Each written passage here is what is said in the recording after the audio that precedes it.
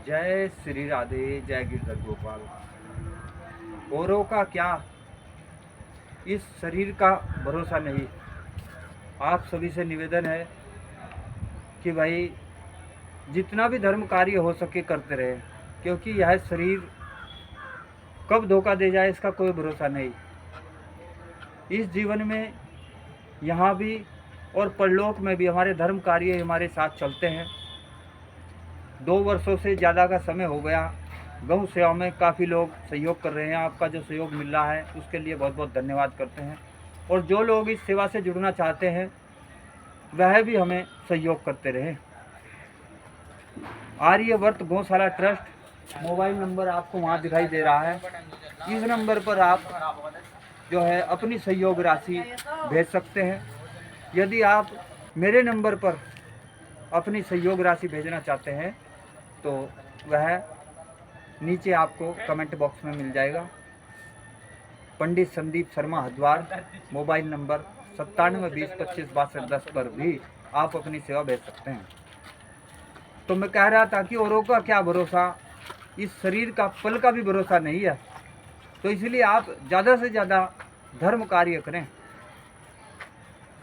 हमारे पुराणों में 3 ऋण बताए गए हैं, देव ऋण, पितृ ऋण और ऋषि ऋण। इन तीनों के साथ साथ अनजाने में हमसे न जाने कितने पाप हो जाते हैं। जैसे हम चल रहे हैं तो हमारे पैरों के नीचे आकर कितने ही जीवों की हत्या हो जाती है। और जिस समय खाना बनाते हैं तो खाना बनाते समय भी कितने ही जीव अग्नि में मर जाते हैं।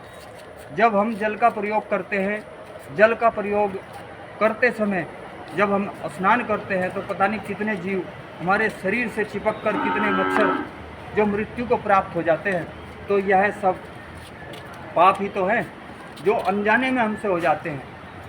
और जिस समय हम चक्की में जाकर आटा पिसवाने जाते हैं तो उस समय भी पाप लग जाते हैं और वह आटा हम खाते हैं, उससे भी उसमें न जाने कितने जो है जीव चिपक जाते हैं और उसके द्वारा भी हमारे से पाप हो जाते हैं।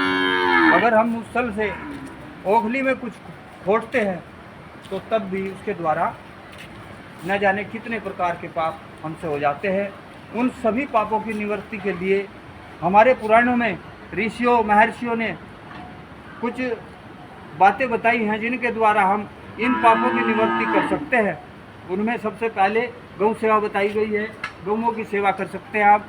आपको दिखाई देखिए किस प्रकार गौशाला में 2 वर्षों से ज़्यादा का समय हो गया है और निरंतर गौ सेवा में आप लोगों के सहयोग से गौ माता को चारा प्राप्त हो रहा है। आप ज़्यादा से ज़्यादा इसमें सहयोग करते रहें।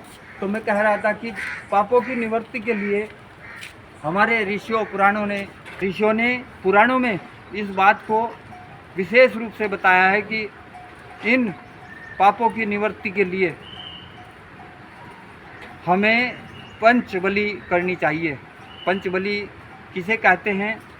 कौवा, कूता और चींटी और गौ माता और देवता, ये पंचबली बताई गई हैं। जब सुबह को हम अपनी रसोई में जाकर खाना बनाते हैं तो सबसे पहली रोटी गौ माता को दी जाती है। उसके बाद बची हुई रोटी कुत्ते को देकर हम अपना यह पुण्य कार्य करते हैं। और उसके अलावा चींटी को जिमाते हैं और कुत्ता, कौवा, चींटी, गौ माता और देवता, इन सब को हम जिमाते हैं। यह विशेष रूप से हमारे पुराणों में बताया गया है। यदि कोई भाई अपने जीवन को सार्थक करना चाहते हैं तो इन पापों की निवृत्ति के लिए आप इस धर्म पुण्य कार्य की अग्नि में अपने पापों को नष्ट करना चाहता है, अपने पापों को जलाना चाहता है, तो वह ये पुण्य कार्य जरूर करे। गौ माता की सेवा करे और कुत्तों को बची हुई रोटी दे, कौवों को रोटी दे, चींटी को रोटी दे और देवताओं को जो है भोग लगाए, पितरों के लिए अन्न निकाले। इन सब कार्यों से ही हमारे जितने पूर्व जन्म के पाप हैं और इस जन्म के पाप है वो कट जाते हैं निश्चित रूप से। यह हमारे पुराणों में हमारे ऋषियों ने लिख दिया गया है कि इन कार्यों से भी हमारे पापों की निवृत्ति संभव है। और इसमें यह भी कहा गया है कि जैसे ऋषि है, गौ है, ब्राह्मण है, इनकी सेवा से भी हमारे पाप कम होते हैं।